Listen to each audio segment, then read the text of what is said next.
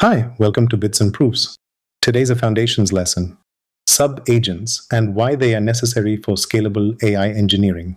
We will see when one agent is not enough and how delegating work to sub-agents lets you scale. Let's start with a quick recap. An AI agent is just a language model in a loop. Decide, act, observe, repeat until the task is done. And every step adds to one list of messages, the goal, each tool call, and each result, all in order. The key thing to notice is this: it all happens inside one context window. And that one window is where the trouble starts. A single agent hits a ceiling.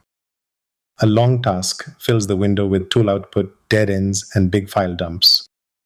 And remember, you resend all of it on every single turn. So the context gets noisy, slow, and expensive. And eventually, it overflows. But overflow is not the only problem. Long before you hit the limit, one agent starts to lose the thread. Even before the limit, a model buried in noise starts to lose focus. It forgets the original goal and overlooks the one detail that actually mattered. So more context can actually mean worse answers, not better. And there is a third problem. One agent works alone. It runs everything in sequence, one step at a time. 10 independent jobs have to wait in a single line instead of running at once. And one giant toolset makes every single choice harder to get right. So a single agent has three weaknesses. It bloats, it loses focus, and it can only work alone. The fix is to delegate to a fresh mind. A sub-agent is its own agent, its own loop, its own tools, and crucially, its own fresh context window. It does the messy work in its own window, so the parent never sees the mess. And it returns only a clean summary, so the parent stays small and sharp. So what exactly is a sub-agent? It has four defining parts. First, its own loop. It runs the full decide, act, observe cycle by itself from start to finish. Second, a fresh, isolated context. A brand new window, so its mess never touches the parent. Third, its own system prompt. A focused role, like a researcher instead of one do-everything brief. And fourth, a scope toolset. Only the few tools its job actually needs, so tool choice stays easy. So how do you spawn one? The orchestrator just gets one extra tool, the power to delegate. You give the sub-agent a task and a set of tools. You start it with a fresh list of messages. It runs its own loop, and it returns only a summary. The parent calls it like any other tool. The sub-agent runs a whole loop behind the scenes, then hands back one clean result, not its 100 messy steps. There are two patterns worth knowing. The first is orchestrator and workers. One coordinator at the top plans the work, then assigns pieces to specialist sub-agents, a researcher, a coder, a reviewer. The coordinator decides what to do. Each specialist handles how. And a focused sub-agent with a narrow job beats one giant do-everything prompt. The second pattern is fan-out, fan-in.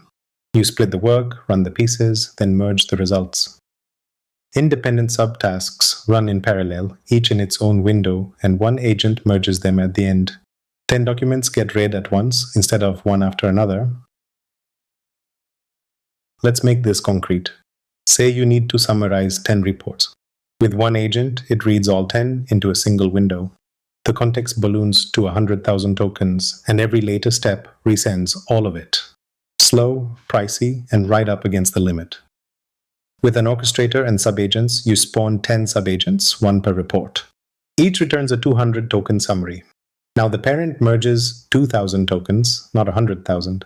Faster, cheaper, and well clear of the limit. Same goal. The sub-agent version keeps the parent's context about 50 times smaller. And it is not just the size, it is the bill.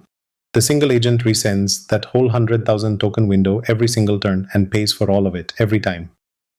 The orchestrator only ever merges about 2,000 tokens. So, as the task gets longer, its cost barely moves. That is the real win. It scales. But here is the honest part. Sub-agents are a trade-off, not a free win.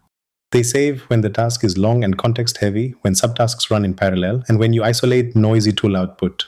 They cost more when the subtask is small and cheap, when you spawn dozens of tiny ones, and because each one carries its own system prompt. Each subagent resends its own prompt every turn. So here is the rule of thumb. They pay off on long or parallel work, and they lose on short and simple work. But delegation is not magic. Someone still has to coordinate. The parent owns the hard part, collecting every result and merging them into one answer. And a subagent can fail or return junk. So the parent has to check the result and retry when it is wrong. Delegation does not remove the work. It moves it up to the orchestrator. So what do you actually gain? First, a clean context. The parent reasons over tidy summaries, not raw mess. That means better answers and a lower cost per turn. Second, parallel speed. Independent work runs at the same time instead of one step after another.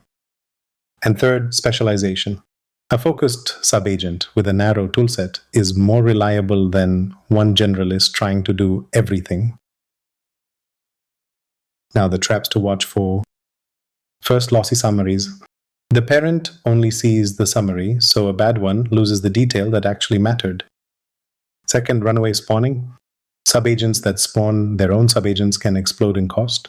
Always cap the depth and the count. And third, it is harder to debug. Your reasoning is now spread across many agents, so log every task you send and every result you get back. And you have probably already seen this pattern in real systems. Coding agents do it. A main agent hands a scoped job to a fresh subagent, then reads back only its summary. Deep research tools do it. Many subagents search different sources in parallel, and one agent merges the findings. And orchestration frameworks are built on exactly this, wiring one coordinator to a set of specialist workers. So should you delegate? Reach for subagents on big multi-part tasks when there is a lot of noisy tool output or when the work is parallel and independent. Stay with a single agent for short, linear tasks, one tight conversation, or tightly coupled steps. The simple advice: start with one agent. Reach for subagents only when the context gets too big to think in. Thanks for watching. If this helped, do subscribe. More AI engineering content is coming soon. And while you are here, check out the other AI engineering videos already on the channel. See you in the next one.